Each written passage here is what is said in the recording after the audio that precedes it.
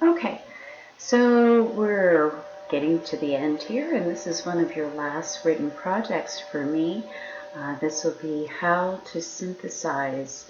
And synthesis is simply the blending of diverse materials into a unifying theme. So you get to weigh in on everything that we've read in this course so far. So your chart example for the first component of this project it should look something like this. So you have your sources, your factual evidence, your meaning. In all honesty, this chart's probably going to end up spanning 2 or 3 pages. There's no way that you can do it justice by just having it on one page unless you had very, very small print. So please don't do that to me. What you'll be looking at is the factual evidence from all of the sources that we've had so far. What did they use? Did they use statistics? Did they use theories? Did they use metaphors? Did they use personal experience? What can you say for sure? What did you get from each one? What factual evidence can you claim? So we're back to our facts versus the inferences here. And then what meaning did you extrapolate from that? What did you gain from each one of those? And then you'll maybe start to see some patterns and some overlap. You can even print this out and highlight it with different colors to start to see the overlap in the material. And this will help you as we move forward with our synthesis paper. So feel free to pause this here or continue and see where we're ultimately heading next week. Okay, so there are various levels of congruence that you can look for. We always harken back to Aristotle's rhetorical triangle, and these are the 3 corners of that triangle. One is the credibility of the author. So you can go back and reevaluate each one of these authors, consider which one you found to be the most credible and which you found to be the least credible, and why. Who are these people? And then what kind of understanding did they display of their audience? Which one tended to convey their opinion in a manner that was relatable, understandable, and worked for you as the audience? And in terms of logic, you can go back and evaluate the logic of their topic. Did they commit fallacies? Did they avoid fallacies? Were they able to expand upon their topics in a meaningful way? So those are just some ideas of things that you can ask yourself to better understand how these writings may overlap. Of course, here's a great visual for that type of overlap. We can use the Venn diagram. So the Venn diagram will help you to visualize some of the consistencies between the topics or contrasts between the topics. You may look at how Want to Help, Shut Up and Listen contrasts with lifeboat ethics. Or you can see how maybe one topic covered in both Rockstar's Burden and Lifeboat Ethics was immigration. And maybe one thing that Ciroli and Thoreau had in common is they both used personal experience. So obviously this would be a small model to try to fit all of those points of overlap in, but you can do this to a larger scale, and it may help you to, as a starting point, to see how these overlap. And then of course in the middle, there is that small triangle, and that triangle shows where all 3 overlap. And ultimately, that's where you're heading with synthesis. What's the overarching theme? There are many ways to define that, and that is entirely up to you. I will give you some examples of things I've seen in the past, but you may think of something completely new. So it will follow the basic requirements that we've seen before. You'll have your MLA citations in text and the works cited. You'll have an original title, probably something about your theme, free of errors, the word count in the heading, and it will be a 900-word minimum. The introduction, you do not need to name all three sources. That would be pretty cumbersome. But you should have a clear unifying theme evident in all three sources. And here are some examples from classes past. Enabling versus empowering, global Christianity, the intention, one of the things that is covered, I think, well in many resources dealing with how we help others is the intention that we bring to that help. Are we doing it for our own purposes, for our own brand as the celebrities, maybe doing in Rockstar's Burden? Are we doing it because it's the right thing to do? And maybe no one will ever know. And the attitude. Ciroli really hammers out the problem with patronization, treating people as if you're their parent or treating people as if you are superior to them, and having the right attitude. So many people focused on that. Many people like the practical means aspect of helping people. What is ineffective, what is effective, and I think all three cover that topic pretty well. And this was an interesting one. We talk about resources in terms of air and water, Hardin certainly does, and land, and preserving those resources and how important that is. At the expense of humans. He sees humans as a cancer on the earth. But what if they were resources? What if that child who is in a third world country that is saved due to practical, empowering help turns out to create a solution to a problem that affects us all? So, humans as resources themselves. I think that was kind of an interesting theme. So again, you may think of many others that aren't listed here, but that just kind of gets you, maybe thinking in larger terms. Starting with the supporting paragraphs is the best way to go, I think. Looking at that Venn diagram, looking at the overlap between the sources is an excellent starting point, and using the chart from last week, of course. So the supporting paragraphs, there must be 2 of the 3 sources cited in each paragraph. So you may opt to have more than 3 sources. You may end up with 4 sources, so you still only need 2 sources per paragraph. And then you're organizing the supporting paragraphs by unifying topics. And I'll show you that on a Venn diagram in the next slide, some examples of that.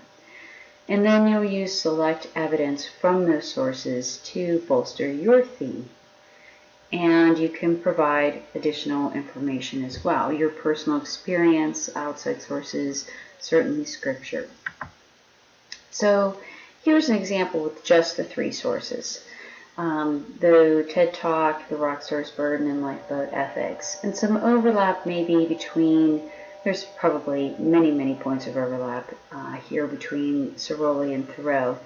But one is the respect that they had for the people that they were helping, how to give practical help. They had how-to advice to help people in an effective manner.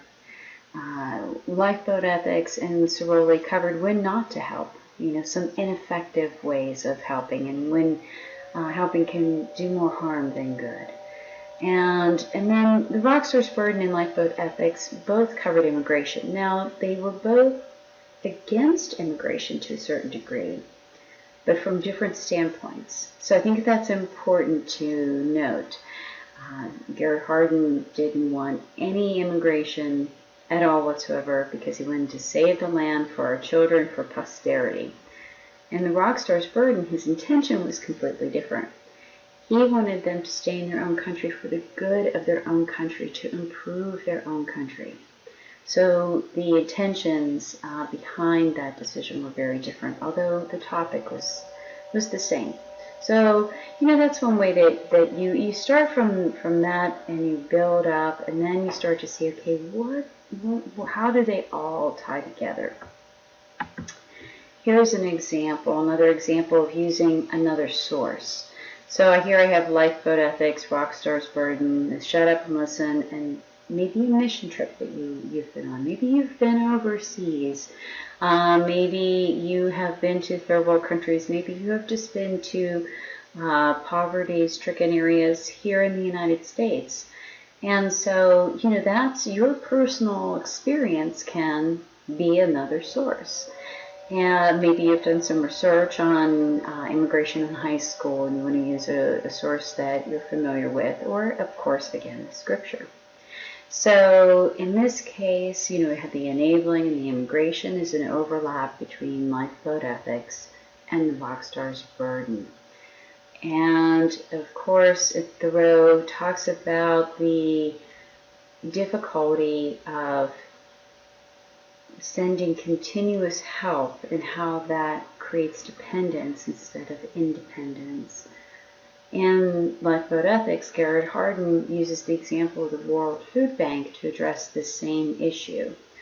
By continuously providing relief, we are enabling people to rely on that relief rather than to find alternate resources. And another overlap here would be between the Shut Up and Listen and the Lifeboat Ethics. Both of those also talk about ineffective help, and that with Ciroli he talks about the issue of sending in more and more money and more volunteer labor and imposing our paradigm and our culture on people instead of empowering them to fulfill their own vision. Of course, in Lifeboat Ethics, there is no such respect for human beings or human life or human ingenuity. He sees humans as a cancer on the earth, and that people, the poor, the population should be periodically checked by disasters. It's passive genocide. So obviously, very different takes. Ciroli is much more respectful and loving and caring for other people and empowering them. But there is that overlap there. So again, mostly probably contrasting with Lifeboat Ethics, since the title includes not helping the poor, and the other two are much more focused on how we can help the poor. So maybe in your mission trip you see some overlap with Ernesto Ciroli and his respect for the individual. Maybe that's something that you experienced as well. Again, you may see that what you were able to do through your work was empower people, as Thoreau would like us to do, and maybe you see some overlap there. So again, once you start with those subtopics, it becomes easier to build into a greater theme. So if you don't find the theme right away, it's okay. Let those topics build, and think about it, and give yourself time to reflect upon all that you've learned. The conclusion of your synthesis essay will simply be referring back to your unifying theme. And then at the end you can provide your party favor, and that can be a question or I'd say the go-to, the go-to conclusion in academia is often an acknowledgement that there is more to learn. I'm sure you've heard the adage that the more you learn, the more you learn. The more you learn, the more you realize how much more there is to learn. Yeah. and so I think that's always a wise conclusion. we're dealing with many big topics here. I certainly don't expect you to solve immigration, the problem of immigration, or world poverty in 900 words. And so, coming up with some sort of viable solution to help people in the most practical manner possible is an unnecessary burden to place upon yourself. You simply maybe end with a question. You may not know the answer, but it's led you to an interesting question. And maybe you have a quote that inspires your attitude or your intention. Maybe you were guided by a particular piece of scripture that informs the way that you see this theme. And maybe you have some small call to action. It doesn't have to be a huge strategic plan. It could just be a small step that you would ask of your leader. So it's just a party favor. You don't have to put tremendous pressure on yourself. So I hope that has helped you to understand the nature of the synthesis essay. And take the time, really take the time. This is not something that you can do in flatline mode at 10 o'clock the night before. It's not going to happen. You really need to give yourself time to gradually build up to it. Use the visual chart, the Venn diagram, ruminate about it. Talk to other people about what you're learning. Sometimes you just need to verbalize it to understand it. So I hope that this is helpful.